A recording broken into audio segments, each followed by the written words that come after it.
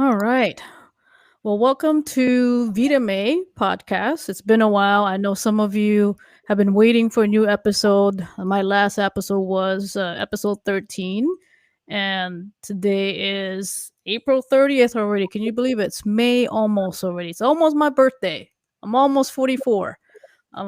Time is flying by, but I do want to introduce a special guest right now. Trena Bolden Fields. She's here to share her work, and a lot of it, she's been supporting many clients, and it's all about finding purpose in your life. I know many of us have been in those conversations, doing some soul searching, trying to figure out what's our next move. Should we stay where we're at or do something else that's going to be more meaningful? So, Trina, do you want to give an introduction and explain what you do and who you are? Sure, I would love to. Thank you so much for inviting me and having me on your podcast. I'm super excited to be here. I am Trena Bolden Fields. I'm a values and vision coach, and I help my clients to generate multiple five figures in the first 3 months of working with me. And the topic that we're talking about, finding your purpose and stepping into it, is something that is really important to me and that I talk with my clients about quite a bit. Awesome. So while on it, I want to ask, what inspired you to do this job? What made you more dedicated to this type of role and To, effort? yeah, to coaching people, that's a really good question. And what I go back to what I was finding growing up as a young person, being in college. A number of times people would come to me and ask me questions. They would ask me for life advice a lot of times throughout my life. And I would be the one giving that life advice all the time. I would be the one people were coming to talk about what they were facing and how they could move forward or get out of a certain situation. How could they create a career they wanted? And so I found myself doing that quite often and went to, now, mind you, I was a performing artist and spent a lot of time on stage doing film work, commercial work. And then to find myself being in the place of helping people more often than not. So I decided to go and get my master's degree in psychology. I did educational psychology, counseling, and career work. So I spent a lot of time engaging with people about their goals in higher ed, counseling them on their career, doing career development and leadership training and facilitating. And it was just a natural progression for me to step into coaching and coaching. Beautiful. Mhm. Now, I'm curious because you said you're in performing arts. How long did you do performing arts before you decided to do this type of role? Well, I was doing performing arts, and then it was it was a dual career, doing performing arts and helping people. So there are times where I was um, acting on stage and going to advise someone on their career and their next step. So I have a 25-year career as an actor, and now I spend most of my time coaching. Nice. Did you always think that you were going to do the performing arts or being an actor? Yes, yes, I had planned to do that. I wanted to do that as a career, and I did that and enjoyed it. Had an impressive resume. Was able to perform in 3 countries total, Three and countries. yes, definitely. So I've been able to perform in different places and different countries and different states as well. Wow. So what do you think was very helpful as you were going through, starting up and anybody that's interested maybe, being in this type of field, what do you think was very helpful for you to become successful as you are now, going through the process? Going through the process and getting to where I am now, I think it's really important. Actors are very disciplined and dedicated. And so the discipline and dedication is important when you're going and wanting to go after your dreams. I think a lot of times people get frustrated and they give up. And if it's something that you want, if it's something that you can see yourself doing, that you can see it and it's a vision, you have to do the work to put it in, to put the work in to get to where you need to be. And there may be times where you just need to shift one little thing so that you can move forward. And I think that crosses over and not just performing arts, but with people wanting to do something in life, build a career, start a business, get a job that they would like to have. It's developing that discipline and dedication, really the commitment to what you want to put forth. Okay. So Mhm. were you always very disciplined about it, or did it take some time before you were able to have that type of mindset and practice?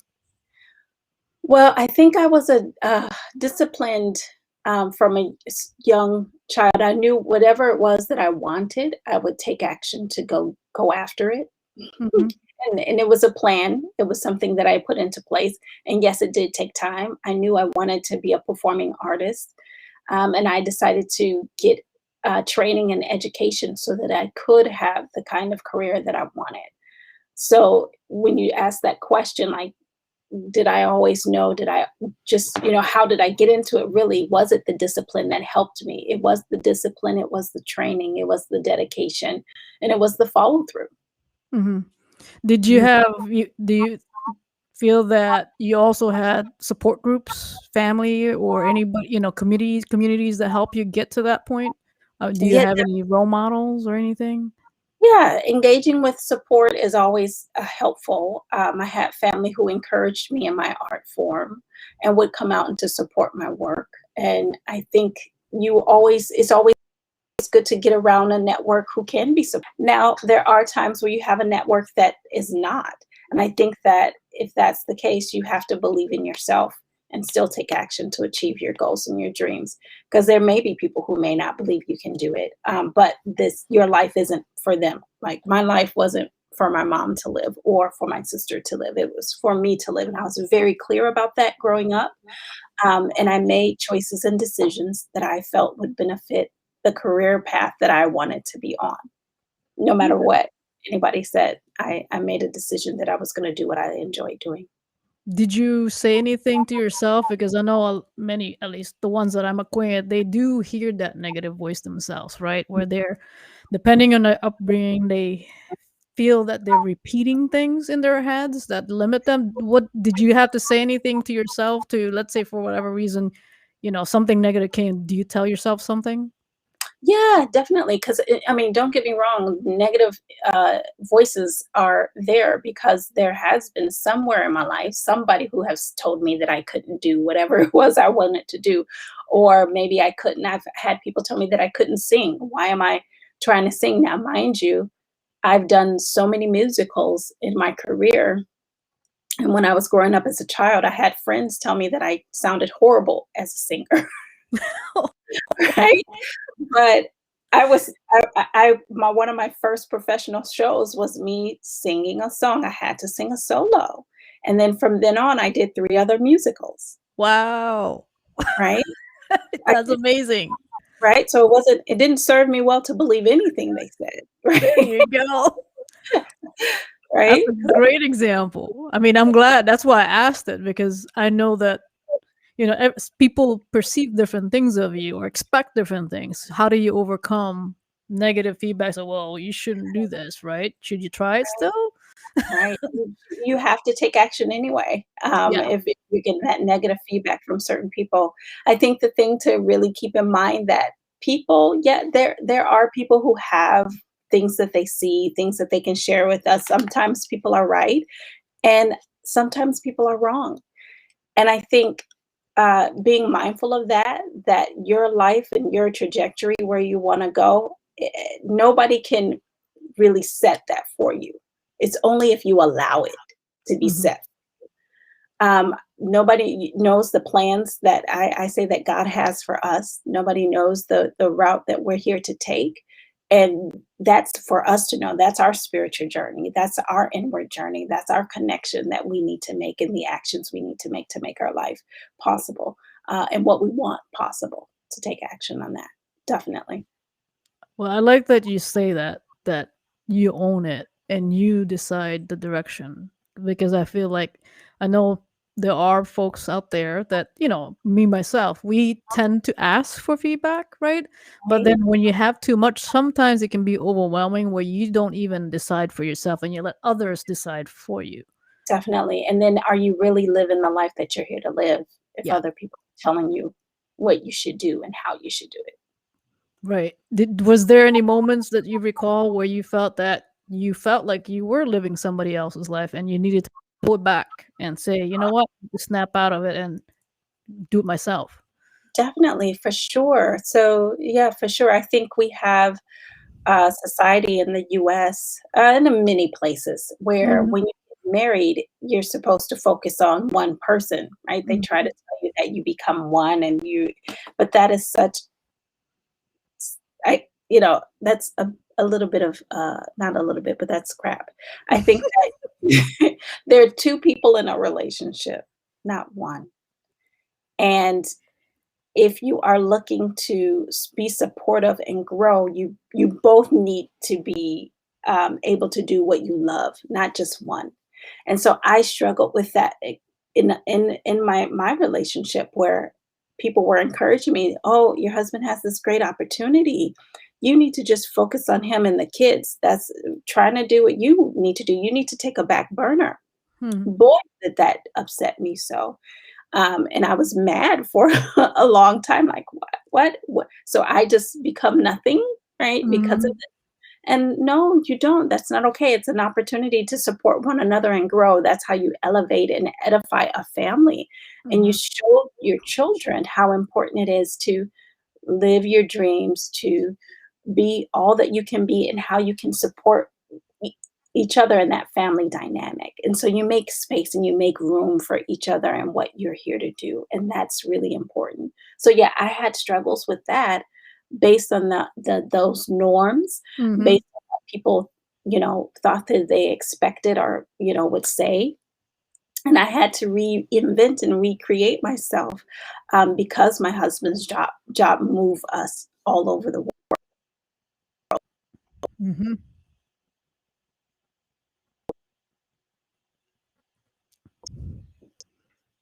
Good. But what I had to do was still show up, and Agreed. I'm I glad you I stated that. still had to show up and did, um, and happy with where this is what I'm gonna do, and we need to support one and not support both, excuse me, and not just one. Good. I'm glad you stated that because I know that's a common struggle for anyone in a relationship, right? Do Mhm. you give up one versus do another, or do you collaborate, or at least, weigh the options and make sure that you're both able to give each other as a partners what they each need as a Yeah, couple together? I definitely. think is definitely lacking. It's a common tendency to just give up for one and not the other, and at the Mhm. same time, people become unhappy, right? They start regretting why they even got together, and sometimes it takes years before they realize it. It's really unfair because especially now in a workforce, how do you stay relevant if you're not also doing the job or at least doing something for yourself? Right, and you So, lose a lot of time, right? You lose a lot of time when that happens. And I know people will say, "Well, who's there for the children? How are the children being cared for?" You do make space for your children if you've decided to have children. You definitely make room and give them what they need as you're growing. That does not mean that you totally forget about yourself and what's important to you. You mhm, teach your children how they can take care of their own needs and what's mhm. important to you by you showing them how to do that, not telling them. So the Exactly. living example will show your children how they can honor themselves and what they value and what's important to them by you honoring that. That's a great example and saying, I mean, I think that that's the other piece is making sure that the children are included in the conversation. I think long, at least it's a common thing, for many, where they separate the children completely and they assume that they will not understand or they're too young. But you can explain it in a different way where they can relate to it and be part of the team, be part Right. of the family, and they see it by examples because you never know when they need to make hard choices. Life Yeah. is short, and they need Right. to be aware of, the fun stuff, the things that are meaningful, but also when it's challenging. What do they do in the event of an emergency or Yeah. something urgent that happens? Because especially now with the pandemic, how do you feel, you know, that has affected the way things are? Do you have any additional insights on that? Especially with parents, how is the COVID-19 impacting their lives even more now? What are you seeing? Yeah, before I get to that, I do wanna say one more thing because I think it's really important to give kids the opportunity to be in on the family discussion to help with what's next for the family. I also believe that there's also leadership that needs to happen in the family Mhm, too, that the parents need to lead by example, lead by service, lead by being the ones to make those important decisions and take an input, right? But we do as parents need to make decisions and not have our children making certain decisions for the family. I think that's important as well, that there's a leadership aspect that we need to show and grow because we're put here as guides to those little beings. And I oh, think yeah. it's important to still do that. Let your children be who they are, guide them, and help shape them along the way. I think is important. And to Agreed. go to COVID, yeah, for my family, COVID has been difficult for the children, um, because they are not able to be in in-person classes. I know that there are some schools that are opening up, yet we're in a country where it's they haven't been taken care of, as people and masking as well. And so here they're just sending children back to school from they tried to do it in February, they had to send them all home, right? Because it's got Mhm. bad. So now they're trying it again Yeah. now. And things haven't been consistently better. And so it's difficult when kids at the age that I have are not able to have their social Mhm. circle, right? There as they're growing. Yet, I also note that the conversations at our dinner table are enriched, that we have that time with each other for dinner. Mhm. And we do conversate, we do talk, we do take walks, not as much as I would like to because I do work a Mhm. lot. Yeah. Um, Yet we have these conversations. We do have opportunity to check in during the day, and they have opportunity to go for walks, and we have our Saturday conversations as well. So I think it's been an opportunity to bring us closer, and that we're not as busy running from place to place. Yet it is difficult for the social circle, and we have to provide space and time for what happens, what for the conversation, for the navigating of different emotions because they are valid. And I think Mhm. it's important to provide space for that, and then think about, okay, well, we're here. What now? What can we do after we've Mhm. allowed for space and time and conversation and processing? Okay, well, what now? What would you like to see happen? And we can step into what we can step into safely. That's what's important to me. Awesome. Yeah, and have they made any interesting revelations or given you interesting feedback of how COVID has impacted them, or do they have anything that you think it's interesting to share that kids are thinking about now that we didn't think about in the past? I have to share my children are very headstrong. Very, so they think that I lived in the Stone Age and can't, I couldn't do their workload, right? Because I didn't know anything about being online and having to hand in assignments online like they do now. But we have to remind them, well, you didn't have to write every sentence down from the board into a notebook and keep all these copious pages of notes written by hand either, You did you? can't search it either. There's no going back. You gotta manually peel the pages. You can't do a search. Right, right, sitting in the library looking through encyclopedias, right, over and over, all of this research. Yeah, you just got it at your fingertips. So now it's a little bit different. So, so we have those conversations, and I think that they're living in a different world. A lot of it is online, um, and their classes are online. Their games with friends are online. Yeah. And so we find ourselves needing to say, okay, put away your devices. You have to go outside, right? You need to go out and get fresh air. So that's what we're engaging in. Isn't Mhm. that amazing that we're trying to let them play outside, that we're having to put efforts like just go out and play. Remember how we were younger? We were trying to our parents were trying to pull us in. They're like, get yourself inside for dinner. Here we are trying to kick him out. Go play, go play. Yeah, I would I could I was not the one to be inside the house, right? Now I have to literally make the kids go outside, and once they do, they're fine, but it's like, "Really?" Yeah, No. it's effort. It's like a chore just trying to like, can you get some fresh air? Get off of the screen. Get Right, off your game. right, right, definitely. The conversations we have are different, and I don't know that our parents can understand that part. That we're having to peel him off the chair. Yeah, yeah, definitely.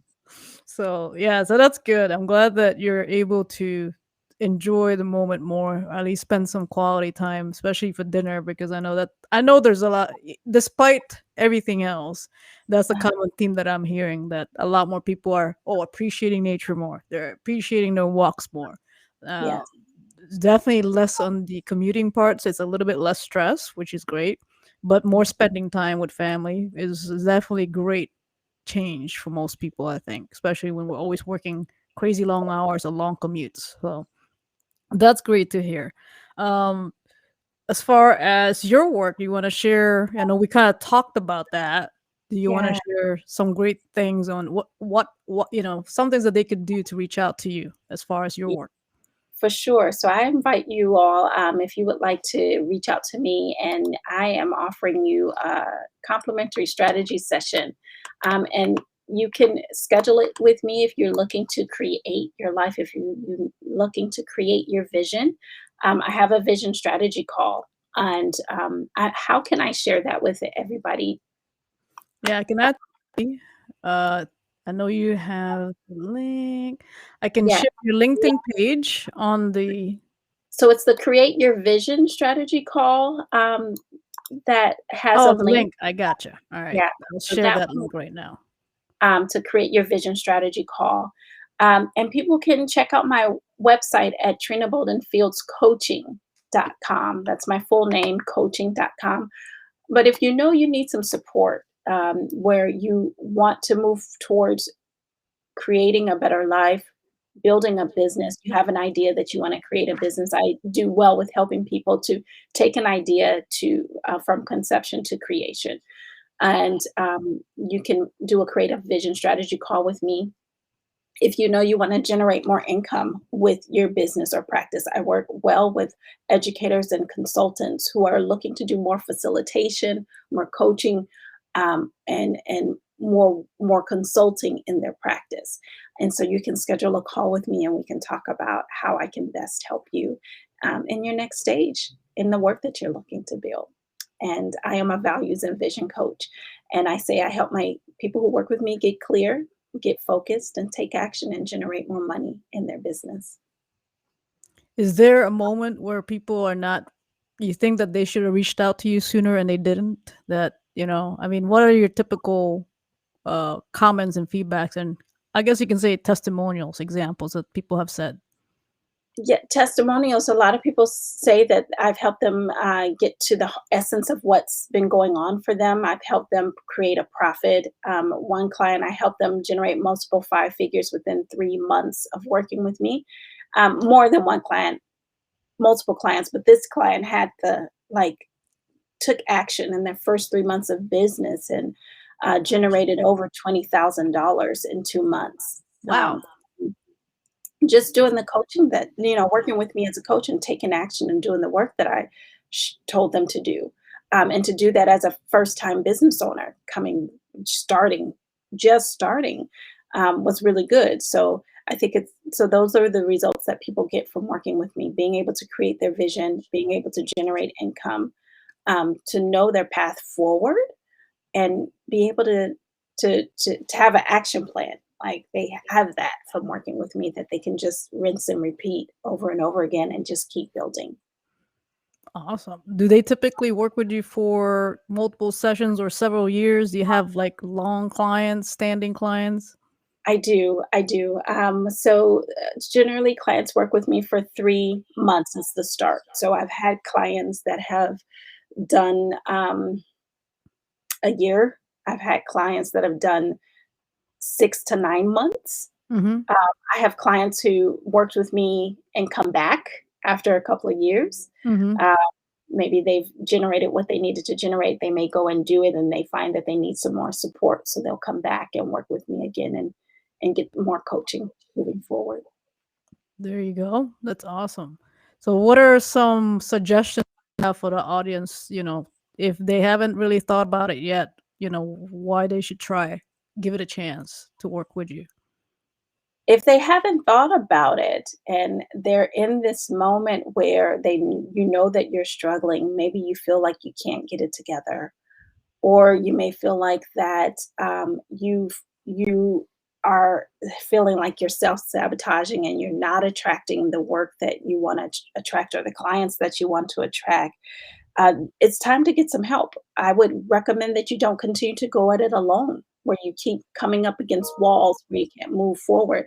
A lot of times, this is the time to change. This is the time to get the help that you need, versus struggling along your way. So I think that if you're in a moment where you want to make more money, in the moment where you know you should need to shift your mindset, in a moment where you're ready to take action to create the life that you've been dreaming about, that's the moment to get in touch with me and to schedule a creative strategy call, a vision strategy call, so I can help you see where you're looking to go and talk with you about a plan to get there. Awesome. Well, definitely appreciate you joining and sharing your story and how you got to be where you're at and being successful and making other clients successful as well. So thank you for sharing that. It was definitely impromptu. We were just connecting. That's how I met Trina, right? It was just through LinkedIn. Gotta love LinkedIn. It's just impromptu. So definitely recommend people just reaching out. You never know what connections you make, and definitely ask for help. And that's why I like sharing amazing people like Trina, because I know she's enabling, empowering people to find purpose. That's something that I think all of us always need. Don't get too stuck too long. You're not supposed to do this by yourself. It's Right. it's all about being genuine and your core purpose, soul searching. So ask for help. So thank you again, Trina. Yeah. Thank you. Any last quote or advice you want to say and mention? Yes, sure. I think we've talked about quite a bit, from you know living and doing what's really important to you, living on purpose, right? Dealing with COVID, shifting careers and who you need to support, how can you support yourself?